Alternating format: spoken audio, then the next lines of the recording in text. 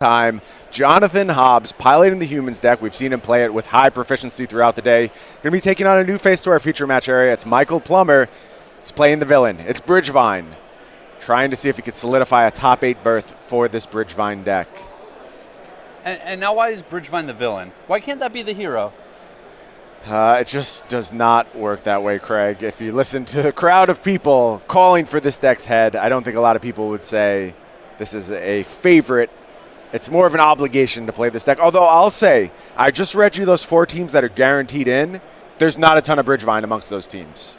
Sure. So that's something to be said. However, we've watched this deck in action. Unquestionably very powerful. Off to a fine start here. Fueling up the graveyard. We already know there's a bridge from below there. Oh, man. So we're getting up to shenanigans. Carrion Feeder going to eat a Stitcher Supplier. Graveyard gets even more gas in it. Just a lonely champion of the parish over on Jonathan Hobbs' side. Let's see what the follow-up play is from Plummer here. Going to bring back... This is already preposterous. He brought back his Blood Gas, sacrificed it again to the Carrion Feeder, got another token from the bridge, and just passes the turn back. I mean, that was kind of a bad turn for the Bridgevine deck, and it put 7 power into play on turn 2. So, well, and he still has access to that Blood Gas, right? Yep. He played a fetch land, so absolutely. We could basically say that the Blood Gas is on the board. Here's a Kite Sail freebooter. That's going to be a miss. Flips over a hand of Blood Gas, land, Vengevine. That means there's way more Bloodghast action waiting on the next turn should Plummer want it. And I just can't imagine that this start out of the Humans deck is going to be nearly competitive enough. He's going to take just a mess of damage on this next turn. Yep. There's going to be so many tokens, zombies just sitting on the board as well. This is kind of a disaster if you're on the human side. Straight up, the Humans deck has a problem, at least in Game 1. It's very amplified in Game 1. Just beating straight up Zombie Factory. Like, if you get this setup where you're just able to grind out and make a bunch of zombies, this is tough for Humans to overcome. It's enough. It doesn't have to do the broken altar stuff. Just make some zombies. That's a form of card advantage that Humans can't keep up with. Yeah, I think if you're looking at just the Carrion Feeder, that you can grow your champion of the parish big enough to get in front of that. Mm-hmm. But he's not going to have enough time. The board's going to be too wide. There's going to be too many zombies involved here. So Plummer just going to go ahead and deploy a land here, bring back that Bloodghast, tap a little mana, cast a Gravecrawler. Oh, man. Gravecrawler is going to enable a whole bunch of zombies to get into the mix here. Carrion Feeder is huge. I don't know, man. This just isn't something that the Humans deck is equipped to beat in Game 1s. You could have your Deputy Detention's main deck, I suppose. Jonathan Hobbs does not. If this continues to be a problem matchup going forward, I think you'd have to consider adding some copies to the main deck. I know that was popular. Going back to the last Modern PT, a lot of players did adapt to Deputy Detention in the main. So I don't know if you're a Dota fan. You're familiar with the game? I play a little auto chess. Don't know a ton about Dota, though. Okay, so there's just a chat wheel where you can fill it with different sayings that are famous from coverage and stuff like that. Mm-hmm. And the one is just someone screaming in a high-pitched voice, "It's a disaster!" Yeah. And, like, it's just something that plays in my head all the time now. It definitely fits here. Yeah, this is one of those situations you're sitting on the human side, it's a disaster! This is, in fact, a disaster. The beatdowns are coming quick, and I don't think that Hobbs can really do anything about it. Looking through his options, considering all of his outs. Yeah, I mean, there's just so many zombies on the other side of the board. Yep, Zombie Factory often a good enough. Plummer was willing to give up the bridge there. Traded with the freebooter. Still plenty of gas remaining in that graveyard. Gravecrawler ready to come back. Yep, Bloodghast in the grip. There's Faithless looting down there. Vengevine in hand. Plenty of options for Plummer. Thalia's Lieutenant going to be the play here from Hobbs. Champion of the parish getting bigger, slowly. There's Noble Hierarch, more counters for the team. And Hobbs just going to go ahead and ship the turn back to Plummer. Yeah, he's trying to fight the good fight. But the evil Bridgevine deck looks like it's in a pretty advantaged position. Yeah, here. I would assume this one goes to the bad guys. Let's see how Plummer wants to play this next turn. sometimes it's good to be bad. I agree, especially in the context of a very broken Magic deck. Looks like Faithless Looting going to be the play here for Plummer. Picking up the graveyard. There is the Faithless Looting. 2 off the top of the deck. Sure, we're going to pitch some goodies into the bin here. Yep, Vengevine, Bloodghast. Those 2 cards aren't bad to have in your graveyard. This was the point we were making about Faithless Looting just expanding your hand infinitely. The graveyard's another hand for this deck. As you see, it just puts spell after spell that it can still cast into the bin via Faithless Looting. And he left 2 zombies back. What does that tell you? Little bit of Hogak action on the way. Makes you nervous? Yeah, I'm sure Hobbs knows what's coming here. Oh, man.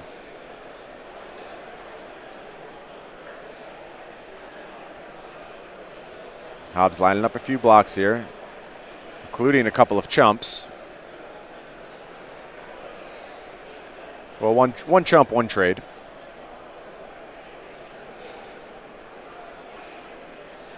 Carrion Feeder, it costs 1 mana, the Carrion Feeder. The old 1 mana 7/7. Yeah. Backed up by free 2/1s, free 4/3s, free 8/8 tramples. And a mess of free 2/2 tokens. And a bunch of free 2/2 tokens. Nothing costs anything. Everything's free here at the Bridgevine Discount Warehouse. Come on down, pick up your zombies, vampires, and vines. Everything must go from the graveyard. And it's not even like you could just take a shot from this Carrion Feeder. Yep, that would end the game real quick. Yeah. Oh, what a mess. Hobbs says, I'm going to block like this. As we said, a chump, a trade, an effective block for Hobbs. And now we're in the second main phase. Those 2 zombies getting tapped. Oh, look who it is. It's Hogak. Surprise! Back in the mix, getting rid of some meaningless cards now. Leaving behind Gravecrawler, Vengevine, all that kind of good stuff. Hobbs says, yep, thank you, I've had enough. Had enough. Been a pleasure playing against you, Bridgevine deck. And Hobbs going to be very happy to head over to the sideboard, see what kind of help he can find. We're going to go ahead and read through. We're looking at 4 Yixa Jailers, 3 Auroch Champions, 2 Deputy of Detention, 2 Phyrexian Revokers, 2 Gaddock Teague, 1 Militia Bugler, and finally 1 Dismember. What are we doing if we're over on Hobbs' side? So obviously all of these jailers are coming in. I also think the Deputy of Detention is quite good, especially against your opponent's very good draws. Anytime they open with multiple Vengevines, this is going to be one of your few answers in order to interact with that. Some of the other cards, I believe in the same matchup in previous rounds, he's brought in the Militia Bugler to try to help find some of these answers. Makes sense. So I can see all of these cards coming in. Yeah, big upgrade there for Hobbs. Gives him some way to finally stop his opponent from just goldfishing, basically. Meanwhile, over on Plummer's side, we're looking at 1 Dark Blast, 1 Thalia, 2 Lightning Axe, 2 Flamekin Harbinger, 2 Ingot Chewer, 3 Wispmare, and 4 Leyline of the Void. What do you want to do if you're over on Plummer's side? Note, there's a couple of Thalia's main deck for Michael Plummer. A weird little look for this Bridgevine deck, but probably a good call into a field of a lot of Is It Phoenix, getting a few points in that matchup. Sure. They'll obviously be leaving in this matchup, though. Yeah, obviously they're not here for humans, but it's an interesting add to the main deck when all you need is that 1 or 2 extra turns for your deck to just really snowball out of control. We see in his sideboard here, he's got that Elemental Tutor package. Yep. Not good in this matchup, but it's something that we'd spoken about earlier in the day. I expect the 2 Axes and the Dark Blast to come in, and that to be just about it. So we know some of these humans players have picked up Leyline of the Void. I've seen it a few times now. As the Bridgevine player, how concerned are you about that? Or just make them show you it before you're willing to bring in any kind of hate for a Leyline of the Void? So we're late in the tournament here. You've been sitting around these teams a lot, right? Like, all of the top teams are at the top tables. So if you're pretty actively on the lookout, in these last couple of rounds, you should have a pretty good idea of what your opponents are trying to do. That being said, Plummer might not necessarily know, Hobbs' full 15 sideboard cards. He might bring in the Wispmares because he's afraid of Leyline. but he might already be informed. And to your point, maybe he just says, show it to me, and then I'll bring this in. I think that's my approach if I'm going up against the Humans matchup. I just need to know you're playing Leyline before I'm diluting my deck that much. Results from one of the other matches, Dom Harvey takes down Edward Barton in the Bridgevine Mirror. Dom Harvey up a game there. If you want to have some say over what matchups we're going to be seeing in the quarterfinals, I want to remind you, we do offer that little modicum of control over to our Twitch subscribers. You get to vote on what exactly we'll be showing in the quarterfinals. If you're a Bridgevine hater and don't want to see it one more time, start yelling over in our Twitch chat. Let them know, no more Bridgevine. Vote for me, please. You'll find a good matchup, I'm sure. Like I said, there's a lot of non-Bridgevine decks in this top 8. While the deck is unquestionably powerful, unquestionably well represented, and will be present in the top 8, almost certainly, it's not an all Bridgevine field. You'll find some good matchups to vote for. Only $4.99 a month to subscribe to us over on Twitch. Of course, you can use those Twitch Prime subscriptions as well. You also get icons that you can spam in the chat. We always like to call for them to spam the Game Podcast chat. Even though the Game Podcast is a relic of the past, no longer exists. Obviously, we're on that Arena deck list grind now. We still love that emoticon, though. Drop it out there. Do it for us one time. Twitch.tv/SCG Tour. Who are the hosts over there for that podcast? It is one Brian Gottlieb and one Jerry Thompson. Oh, okay. I'm a pretty big fan of those two guys. Cool. Yeah, I like him as well. At least that Jerry Thompson guy. The Brian Gottlieb, whatever. I could take him or leave him. Sure. You got to get through the cast. He kind of moves things along. That's fine. Got to keep Jerry in line. Right. Someone's got to reel him in. What are you voting for when it comes time for the quarterfinals? You want to see more Bridgevine action, or are you ready for something else? No, honestly, I'm having a ball today. All day yesterday, all day today. This Bridgevine deck, it's just so unfair. It's so powerful, and I'm just trying to enjoy it while we have it. It's like watching a lion hunt, right? There's something powerful, majestic about it as it stalks its prey. Yeah, there's less blood involved here. A little bit. Only a little bit. I have a soft stomach, get a little queasy. Okay, so you're not looking for this kind of gruesome murdering that we've been seeing from the Bridgevine deck. You want to tone down a little bit. That I can just barely handle. Okay. But the nature shows sometimes are outside of my comfort zone. I hear you.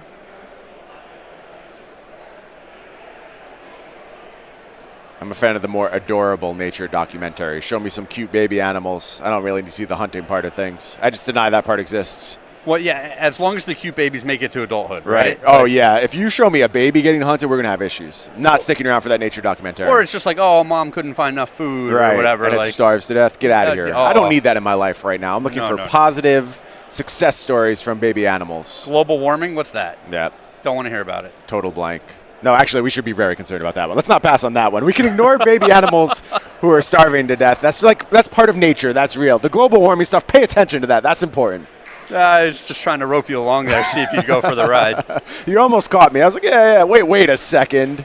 That's the one we're actually concerned about. Not the poor baby animals dying. Well, that does break my heart, but it is a cycle of life. Somehow, how the story goes. I don't want to say any of these players meet a gruesome death either. I hope we see a good game here in Game 2. And Jonathan Hobbs finds a way to slow down Michael Plummer a little bit, because Michael got to do whatever he wanted in that game. Yeah, and we talked about the matchup and their match points going into this. As we noted, with a win, Team Hobbs is definitely in. Yep. With a loss, the Breakers might actually still hold up. They might hold up. Yep. The Team Plummer on the opposite side, with a loss, they're out. No chance. With a win, they still have to hope that their Breakers are among the best of the 33 match point Breakers. Absolutely. So they're going to have a sweat even if they get the victory here. And then there'll be an alternate sweat for Hobbs, Harvey, and Bertarioni as they wait to find if they did squeak into the top 8. What do we know about the teams that have locked up their top 8 berths? With the Basteki Koval Manges, that is the Grixis Urza, that is Phoenix Manges, also on Phoenix, is that correct? Oh man, putting me to the test. I think there was one Bridgevine on that team. No, Mage is also on Phoenix. So 2 Phoenix, 1 Urza deck. We have the 3 Phoenix team of Negri, Light, Stanley. They're in smooth. A lot of Phoenix in that top 8. Meanwhile, we're ready to start our match here. Michael Plummer is on a mulligan to 6. Hobbs with a fine start. Ether Vial, probably the best start from this Humans deck. And watching the Bridgevine deck, it's always so funny because the first turn just seems kind of innocuous. Right. Where you're just like, one drop creature, that's it. Is this a good start? Is it not a good start? Like, sometimes it's hard to tell. Yeah. It's turns 2 and turns 3 when it either comes off the rails or your opponent actually has a shot. Yeah, that's when things can go bonkers for sure. Another result over in one of our other matches, Bertarioni taking down William Thompson in game 1 of the Mardu Death Shadow versus Crixus Urza matchup. As I mentioned, Bertarioni, the only one piloting that Mardu deck to cruise into day 2. Yeah, and I would think in that matchup, if the Death Shadow deck is able to get ahead on the board at all, just time walking them with a couple of the Ranger Captain of Eos would be a very effective strategy. That makes sense to me. A little confusion. Do this. No. Champion of Parish first. That is correct. Get that a little bigger. Play Meddling Mage. We'll figure out exactly what that Meddling Mage is naming in just a moment.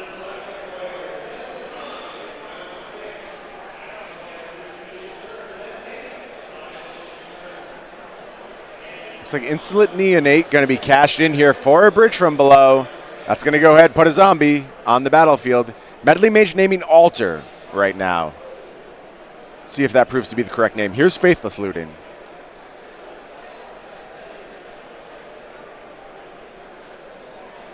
Two cards drawn, now 2 cards to discard. You see a Venge Vine in Plummer's hand, alongside a Bloodghast. Those are good discards. Here comes Bloodghast back to the battlefield.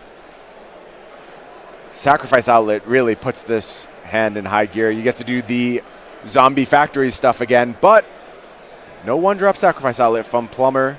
And we know Altar of Dementia shut off by that Meddling Mage. Turn's going to head back to Hobbs. Ticks up at the Ether Vial.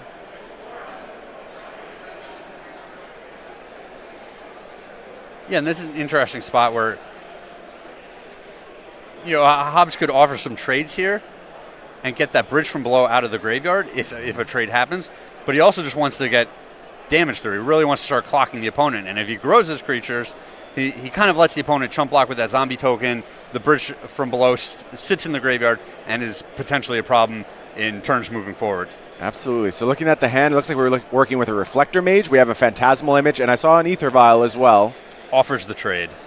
And I think he's also got a Deputy of Detention in hand. So a pretty reactive hand from Hobbs. Not the fastest clock, but able to deal with a lot from Plummer. And there is going to be a trade that's going to deal with that first bridge. Step 2 here, another Ether Vial. Going to activate the first Ether Vial, put something into play, but Plummer says, hold on, I have a response to that. Yep.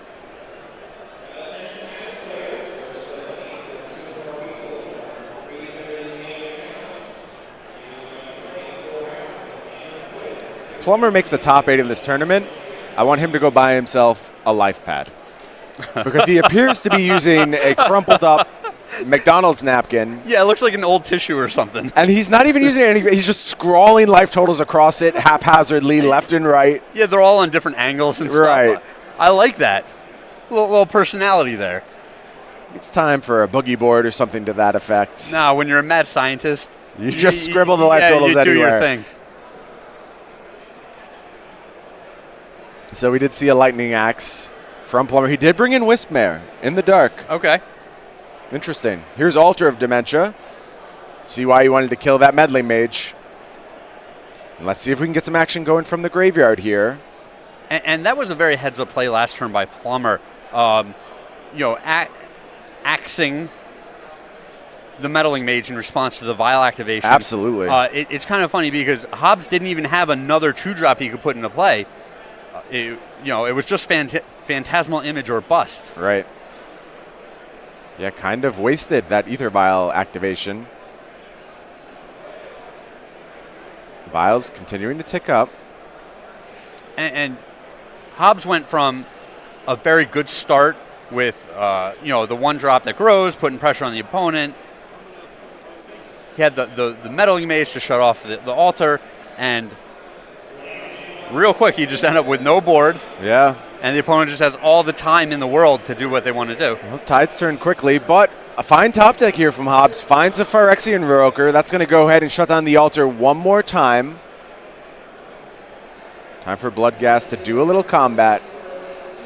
Get into the red zone. Going to deal 2.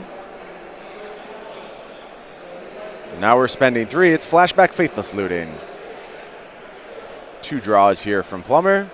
And yeah, and every turn that you're not pressuring or locking out this Bridgevine deck is just so terrifying. They get more resources. Another Wispmare. So really hard on the Wispmare plan is Plummer. We'll see if he adjusts when it comes time for game 3. You know, it reminds me a lot of the dredge deck of yore, where the first couple of dredges, they might not hit anything, but then their deck is just getting more and more juicy with things that they can dredge into. Yeah, absolutely. Well, here's the Stitcher Supplier. That's going to put 3 more cards in the graveyard. 2 lands and an altar. Nothing too exciting there. And Plummer just going to go ahead and pass the turn back. He's hellbent. No cards in hand. And now it's up to Hobbs to navigate this situation. And he's got a lot of tools to do so. Yeah, he's really been fortunate that Plummer hasn't done more to get onto the board. Right. He hasn't hit a Hogak. He hasn't hit a Gravecrawler. Here's a Medley Mage. Figure out what that's naming. I think it's going to name Hogak. Can't quite make out the handwriting, but that's my guess here. And Hobbs going to go ahead and pass the turn back to Plummer. Can confirm that Medley Mage is naming Hogak. Correct name, I believe, from Hobbs. Follow up Stitcher's Supplier. So many cards into the graveyard. 2 lands and another Bloodghast. Still hellbent is Michael Plummer. Now Hobbs has to decide if he wants to go ahead and use an Ether Vial activation. He does not. Just wants to take a draw. I think we found our second Deputy of Detention, possibly. And with the second one, that might open him up to be willing to use the first one and start attacking. Yeah, I wonder. Like you said, it's questionable how much time you can afford to give Plummer. But it feels like Hobbs has a lot of angles covered right now, quite frankly. He's got the altar locked up. No Hogaks to worry about.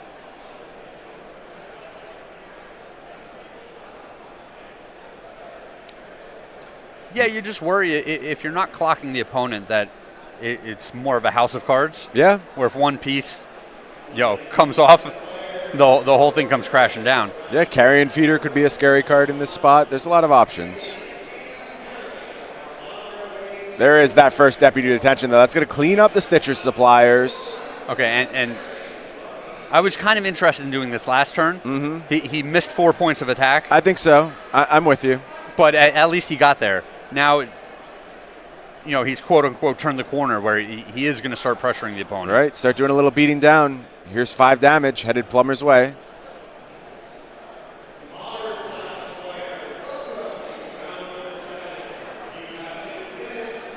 Yeah, I think there's an argument that Hobbs could be attacking for lethal on this next turn had he played it differently. But wanted to be a little bit more conservative. Obviously, not knowing the contents of Plummer's deck makes a difference. Got another Medley Mage. That one's going to name Gravecrawler. Okay.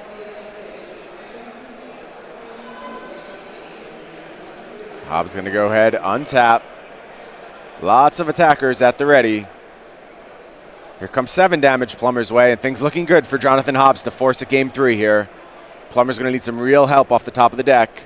Takes his draw. Faithless Looting.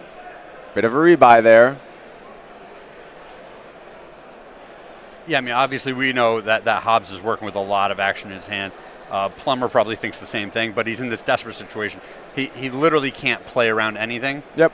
It's whatever he can do, he has to try to do, and just hope that his opponent doesn't have an answer. Yeah, it seems unlikely at this point. But you maximize your outs, and Plummer is looking to do so right now.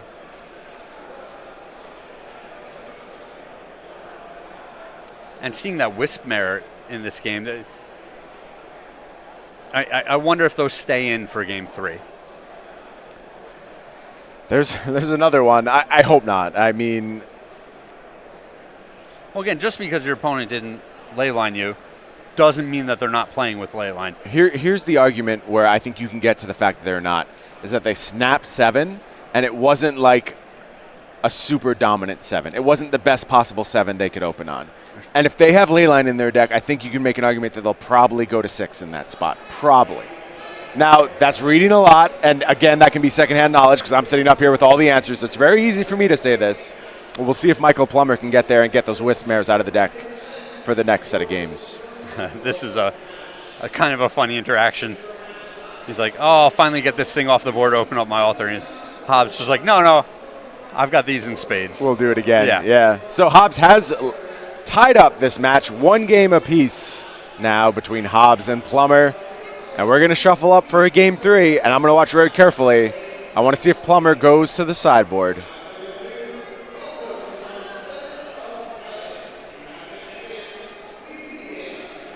I have to say, I always, out of habit, give my sideboard a look before I start game 3.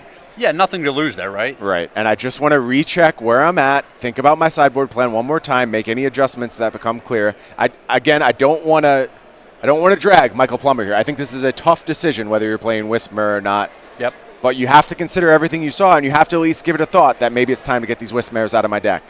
I mean, that's 3 dead draws he suffered in that game. Yes, 100%. And it looks like he did not go back to the sideboard. There's a little anecdote that I was told by one of my colleagues earlier today about having Karn, the Great Creator, in their deck, and not checking their sideboard after each game, right? And tutoring up card with Karn, and then having it end up in their main deck for game 2 and game 3. That sounds like something a real idiot would do. I can't believe someone who works here at SCG would be so foolish as to not properly de-sideboard after activating Karn, the Great Creator. But I guess anything's possible, right? Yeah, it was Cedric. It wasn't Cedric. I can't let you do that to him. It was very clearly me. I just wanted to slowly pressure you into saying it yourself. I will say I did review my sideboard in those games. Wow. And I honestly don't know how I managed to do this. It was my first time playing with Karn in my defense. But and this is why you do things like that. You need to check how you're set up, what's going on. If there's any changes you need to make, if you've properly de-sideboarded, de-wished, I should say. Sure.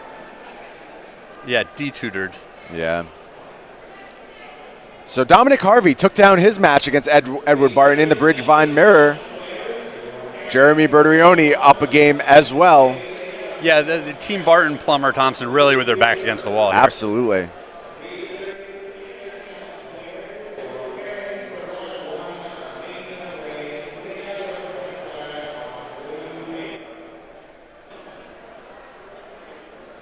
And this has been the story of a lot of the weekend, right?